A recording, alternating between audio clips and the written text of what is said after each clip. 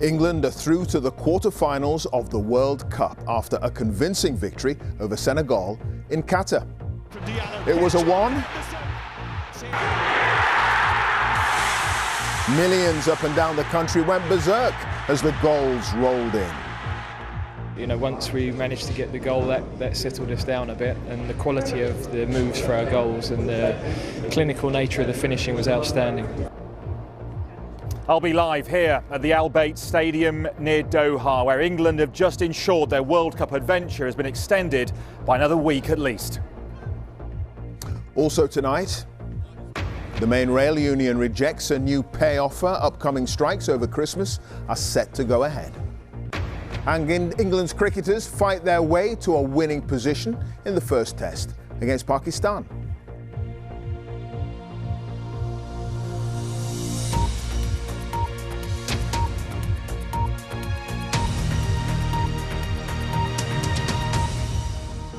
Good evening. England are through to the quarter-finals of the World Cup in Qatar following a convincing 3-0 victory over the African champion Senegal. The captain, Harry Kane, was among the scorers with his first goal of the tournament. England now play the defending world champions France on Saturday after they beat Poland 3-1. Well, our sports editor Dan Rowan is live at the Al Bayt Stadium in Qatar and watched the England win. Dan. Clive, for years England used to view such high-pressure knockout matches as this with a degree of trepidation, but no longer, not under Gareth Southgate, who has helped turn his side into a force at major tournaments. No team had scored more goals or earned more points in the group stage of this Qatar World Cup, but tonight they faced a step up in class against a dangerous-looking Senegal side, but his team delivered another convincing performance. Hours before kick-off, Senegal made their presence felt here. Their team underdogs, but the fans displaying the support for which they've become known. England arrived without Raheem Sterling, unavailable due to him dealing with a family matter, and a surprise in selection in form Marcus Rashford, the team's leading scorer here, dropping to the bench. Such a decision now involved heightened pressure because this was knockout football. And while with so much at stake, knockout matches like this are often cagey affairs, but not here. England's performance, a real statement of intent, their strength of depth continuing to impress. Once we managed to get the goal, that settled us down a bit, and the quality of the moves for our goals and the clinical nature of the finishing was outstanding. I'm a striker, so scoring goals is what I love to do, and there's not many better feelings in the world. So yeah, to see that one go into the back of the net was a great feeling. The fans who made their way here are enjoying this first Winter World Cup, confidence building. I think they can do it. This might be their year. The chips are falling into place and we'll have to wait and see. If they beat France, they could win it, but I think that's the big hurdle they've got. France are playing well. And so England's adventure continues here. And while the World Cup champions... Dan Rowan reporting there. Well, here, millions up and down the country tuned in to watch the game. And joining some of them in Penistone near Barnsley was our Dan Johnson. The local lad still has pride of place here at Penistone Church FC, where England's John Stones started out as a schoolboy. Tom knew him and now coaches here, and he came to watch a steady start to this game. It's a World Cup game. It's tight. I'm nervous, I'm excited, but I think we'll do all right. But after 40 minutes of relative frustration, things opened up.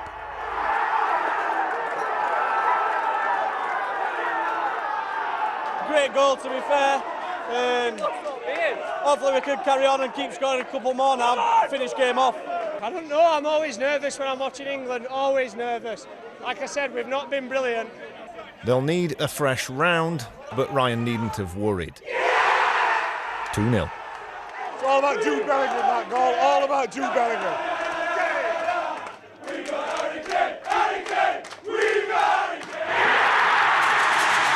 This was the celebration at a bar near Wembley and at a nightclub in Bournemouth.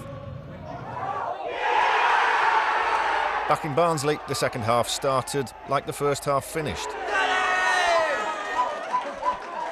What do you reckon to that? Brilliant, brilliant. Great goal. It's coming home. A comfortable win then. What What do you reckon? Great result in the end. I was a bit nervous to start with. We've taken them to the cleaners tonight, and onwards and upwards for the England boys. They reckon the next generation of England stars will come from here, maybe even 2-month-old Archie, but he'll need to keep his eye on the ball. Dan Johnson, BBC News, Penistone. Well, as we've been hearing, England's opponents in the quarter-finals will be the current world champions, France. They beat Poland 3-1 with 2 spectacular goals from their star striker, Kylian Mbappe. Ollie Foster has that story. After navigating the craziness of the group stage, the world champions could turn up the volume, and they had every reason to be confident. They made enough defensive lapses that would give a better side than Poland some encouragement, but at the same time, they will be favourites and they should be feared in next Saturday's quarter-final. Ollie Foster, BBC News, at the Al Thumama Stadium. Well, let's take a look at how the tournament is shaping up and the route that England or France faces if they want to reach the final. Well, they play each other this coming Saturday at 7 o'clock. With the winner going through to the semis to face one of 4 teams in their half of the draw: Morocco, Spain, Portugal or Switzerland. Now they all play on Tuesday to decide their quarter-final lineup, with that match this coming Saturday and the semi-final the following Wednesday. Then the winner progresses to the final on Sunday, December the 18th to face one of the teams from the other half of the draw, with pre-tournament favourites Brazil and Argentina still in the hunt. Let's rejoin our sports editor now, Dan Rowan, live in Qatar. Dan, the French defending champions will undoubtedly be a tougher proposition for England than Senegal.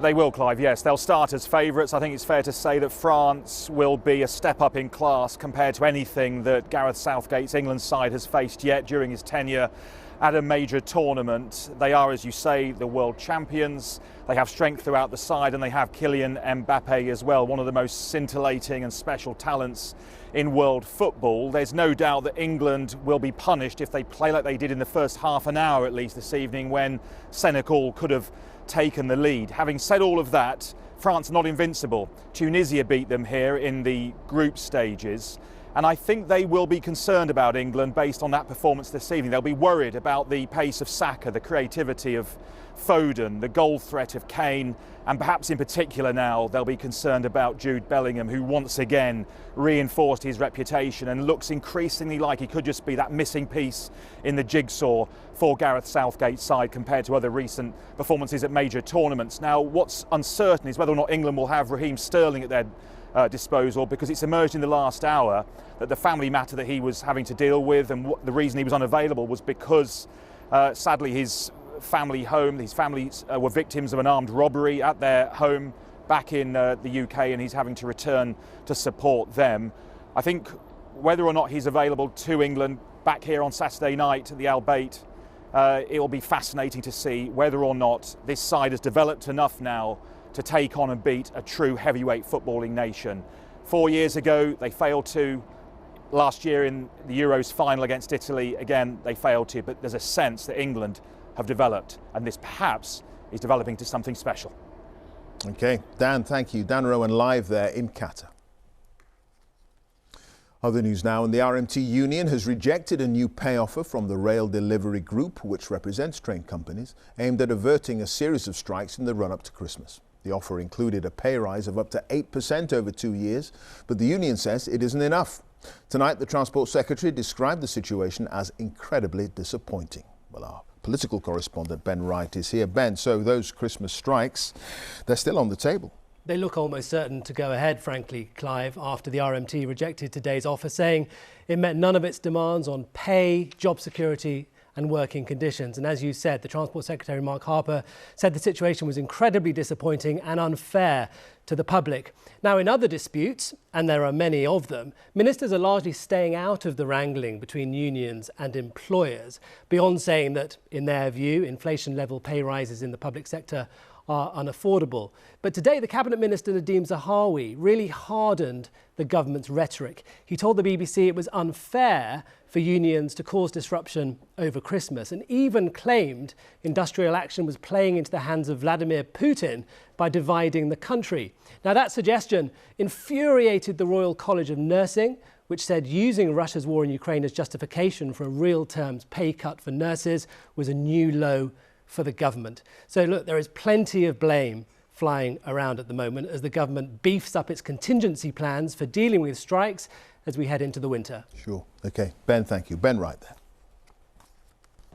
Let's take a look at some of the day's other top stories now. And after weeks of protests, Iran's Attorney General says the country's religious police, who are responsible for enforcing strict Islamic dress codes, has been disbanded. But this hasn't been confirmed by others in the ruling regime. There have been numerous demonstrations against the so-called morality police after the death in custody of a young woman arrested for allegedly wearing her hijab incorrectly. The World Health Organization says China could be hit hard by COVID as it relaxes strict lockdown measures. The country has been pursuing a zero COVID policy since the beginning of the pandemic, but in the wake of a wave of protests, many cities have begun lifting some restrictions. And the BBC understands that talks are taking place between Buckingham Palace and the British charity boss who accused a former lady-in-waiting of racism. Lady Susan Hussey stepped down from her honorary role after questioning Ngozi Fulani about her background. The palace described the remarks as unacceptable and deeply regrettable. The chairman of the Conservative Party, Nadeem Zahawi, says he'd like to see images of self-harm made illegal on the internet. His comments come as the government's online safety bill returns to Parliament tomorrow. The actress Kate Winslet has now entered the debate about online harms ahead of a hard-hitting drama and has been speaking to the BBC, as Angus Crawford now reports. Perhaps more than any other, it's Molly Russell's story that influenced the online safety bill and alerted parents to the potential power of social media to do harm. Molly took her own life after being exposed to a stream of negative content. What's the matter? Nothing. Now, a powerful new drama about the damage of online addiction, destroying family relationships. It's not perfect. Please stop. You are driving me to do this. Starring Kate Winslet and her daughter Mia.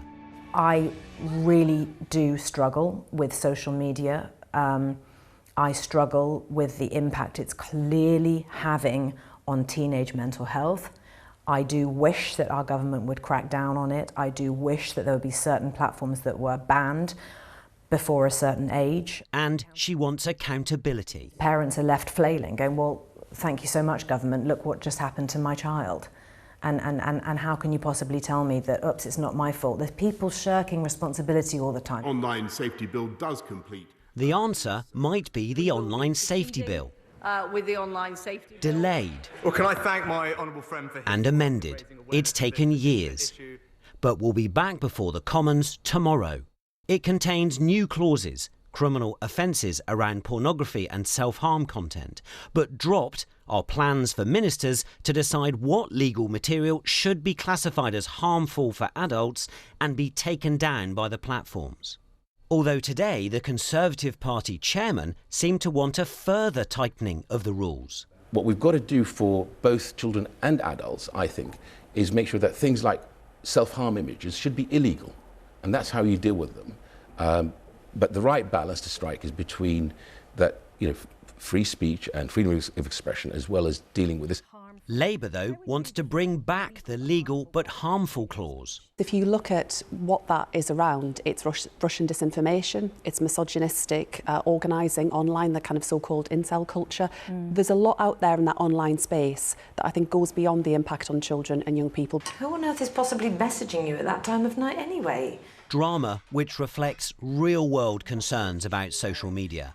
And in front of MPs, a complex bill, years in the making, dividing opinion, trying to right that balance between family and big tech. Angus Crawford, BBC News. 10 men are due to go on trial in Brussels this week in connection with the suicide bombings on the city in 2016 that killed 32 people. The attacks at the main airport and on the metro were the deadliest on Belgian soil since the Second World War.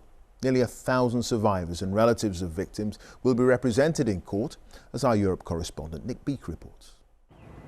There's been an attack on the metro, and just as soon as I heard that, it was, you can feel like the bottom just fall out of your world. It's 6 years now since terror shattered Charlotte's life. She and her partner David had made Brussels home, and it's where they were bringing up their son Henry. 3 days after the suicide bombings on the city, a Belgian police social worker rang her. It was dark.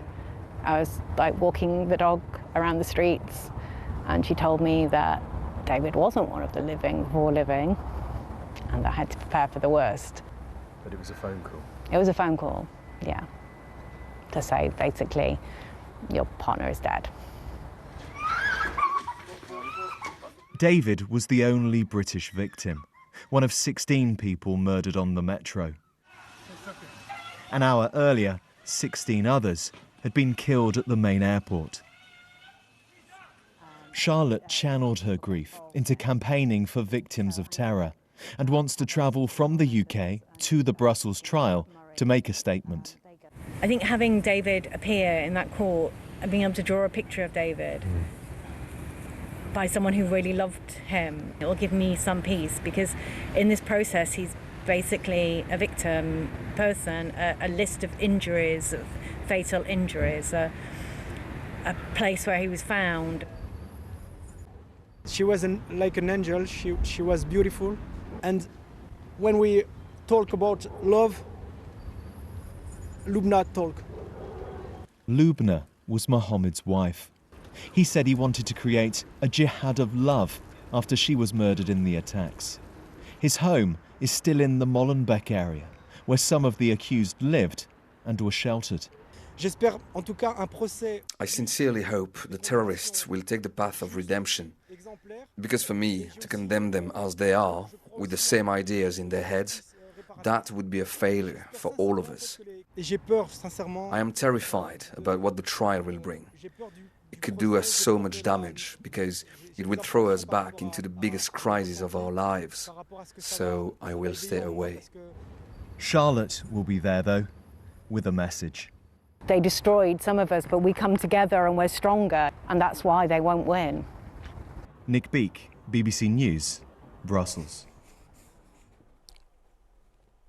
England's cricketers have fought their way into a potentially winning position in the first test in Pakistan. They lead by 262 runs going into the final day after some thrilling play in Rawalpindi. The day started with Pakistan's first innings drawing to a close. Joe Wilson was watching. Day 4 in Rawalpindi began with Pakistan batting and time disappearing. Finally all out for 579 thanks to the bowling of Will Jacks, a last-minute selection. Really a batter. On his debut, he took 6 wickets. We'll keep watching carefully, because now it was England's second innings, trying to extend their lead in the middle rapidly. Joe Root's trick shot. Still a thrill to see that in a test match, unless you're bowling. Almost amusing. Well, here's the same Root playing left-handed. Attacking, planning. How many did England need? Harry Brooks scored quickly and elegantly, the very essence of New England. On course for England's fastest ever 100 until... Still, job done. And England declared 342 ahead. They gave themselves a chance to win and Pakistan a chance too. Tempting. 1 down in their second innings. And then Babar Azam, the captain, the man, edged gone. 80 for 2, 1 day left. The match is alive. Joe Wilson, BBC News. Now, a look at some special coverage coming up this week with Orla Guerin. Here in Haiti, gangs control at least 60% of the capital and surrounding areas. They kidnap and kill, and they use rape as a weapon. Haiti has asked for another foreign military intervention. So far, the international community is not rushing back in. Join me, Orla Guerin, for special coverage in the coming days on BBC News. That's all to come. Time now for a look at the weather. Louise Lee is here. Hi, Louise. Hi there, Clive. Grab the thermal vest because last week it was all about this. Low cloud, mist and fog. This week we have a change on the horizon. You're already starting to feel it a little bit, but a real wintry flavour to our weather. Chance of some snow, not for all of us, but I'll come on to that in just a moment. But certainly widespread overnight frost an issue as well. First thing tomorrow morning, the wind direction coming from a northeasterly, so not too cold, still pretty chilly source, and that's going to be driving in these showers along that east coast, and some of these filtering a little further inland, some of them across the Kent coast, really quite a nuisance. Best of the sunshine, Western Scotland, Northern Ireland, but still a chilly afternoon, 5 to 8 degrees. Now forget about the high pressure across Europe. We have to draw our air source all the way from the north over the next few days, coming from the Arctic. So it's driving down this colder blue tone right across the country. Temperatures below par for the time of year, and we're going to factor in a wind chill as well. So on Tuesday, the showers across the far north, some of them running down through the Irish Sea and once again down through that east coast. Sandwiched in between the two, there will be some sunshine, but it is still going to feel on the chilly side. We're looking around 5 to 8 degrees at the very best. Clear skies through the day mean clear skies overnight. It's going to get pretty cold, widespread -2. A hard frost first thing on Wednesday morning. And yes, look at this, the chance of some snow showers across the far north of Scotland, and maybe 1 or 2 just filtering down through that east coast as well. But the Met Office has issued an early weather warning for snow. We could see as much as 2 to 10 centimetres at lower levels settling during the day on Wednesday. It is going to be a pretty cold affair as well. These are the temperatures on the thermometer, but factor in the strength and the direction of that wind. It's probably going to feel more like this, sub-freezing for many. Clive. Dig out your woolies. OK, Louise, thank you. Louise Lee. And that's it. The news continues here on BBC One as we join our colleagues across the nations and regions for the news where you are. Have a very good night.